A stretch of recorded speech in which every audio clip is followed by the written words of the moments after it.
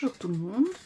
Aujourd'hui, je viens vous montrer comment j'utilise les crayons aquarelle. Voici ici une marque très sympa. Donc, ce sont des crayons qui se présentent comme vous les crayons que vous connaissez bien. Voilà. Ils ont la particularité d'être solubles à l'eau. Et donc, on peut faire de très jolies aquarelles. J'ai fait ici un nuancier pour qu'on se rende compte des couleurs une fois que c'est aquarellé. Et donc on a une jolie palette de rose, de violet, un petit peu d'orange, un petit peu de jaune. Alors je vais vous montrer ce que j'ai fait avec ces crayons.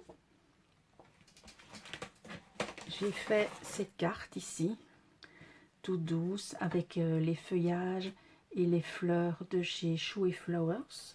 Donc il s'agit de cette planche-ci, qui vient de la collection d'automne, fin d'automne. Et celle-ci qui est de la collection hiver, souffle d'hiver. Donc ce que je fais, c'est que je tamponne avec des Distress. Ici j'ai utilisé la Distress Anti-Linen, voilà, la simple Distress, c'est pas une Distress oxyde. Pour le second, j'ai utilisé la Tattered Rose, qui est de la Distress oxyde. Et pour le troisième ici, la Rose Spoon Sugar. Alors ce que je fais, c'est que je choisis en général la Distress qui correspond plus ou moins à la couleur que j'ai choisie pour la colorisation. Pourquoi? Bien simplement parce que quand je vais venir aquareller, je vais obtenir la même couleur, donc vous pouvez le voir ici, j'avais ancré avec du rose, je vais obtenir la même couleur et finalement le fond, le tour va se fondre dans la colorisation et on ne la voit quasiment pas. Maintenant, libre à vous bien sûr de le faire sur de la Versafine. Et donc là, vous aurez un tour noir, ça peut être très joli aussi. Alors, ce qui est très bien dans l'aquarelle, c'est que c'est hyper joli, on peut faire des ombres, etc. Mais l'aquarelle, c'est pas facile. Moi, je ne suis pas très douée, je dois dire. Et donc ici, je me suis rendu compte que les crayons, c'est assez facile finalement à utiliser. Alors, ce que j'ai fait également, regardez ici, c'est un petit feuillage, voilà. Donc, anti-linen pour le tour. Et puis j'ai utilisé 2 nuances de vert. On sait faire de jolies ombres avec ces crayons également. J'avais fait ceci, voilà, très joli aussi. Et sinon, ici, j'ai utilisé une autre technique, c'est-à-dire que j'ai tracé des cercles au crayon. Donc j'ai pris un des crayons violets qui se trouve dans la palette. Et puis ensuite, je suis venue avec mon pinceau pour estomper le tour, aquareller et prendre des différentes nuances de couleurs pour les coloriser.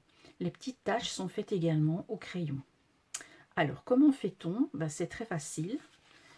On tamponne donc sa fleur. Ce qu'on fait ensuite, c'est prendre un crayon. Ici, je refais légèrement le pourtour et je mets du crayon comme ça, grossièrement, pas besoin que ce soit très précis. Voilà.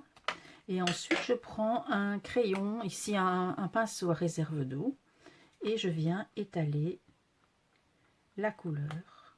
C'est très léger au départ. Voilà. On a le crayon qui vient se fondre avec le tamponnage. Et puis après, une fois que j'ai fait ça, si je veux des nuances un petit peu plus foncées, si je veux faire des ombres, je prends directement avec mon pinceau sur le crayon et je viens ajouter des petites ombres. Voilà, et vous voyez, en fait, c'est plus pigmenté si je viens chercher directement avec mon crayon. C'est comme ça que j'ai fait les taches également. J'ai pris et puis j'ai secoué mon pinceau. Voilà, c'est vraiment assez facile à utiliser. Un tout petit peu d'entraînement, mais franchement pas beaucoup. Et on a de très jolies choses qui ressemblent vraiment à l'aquarelle. Voilà, c'est vraiment pas difficile. Alors moi je vous conseille d'essayer.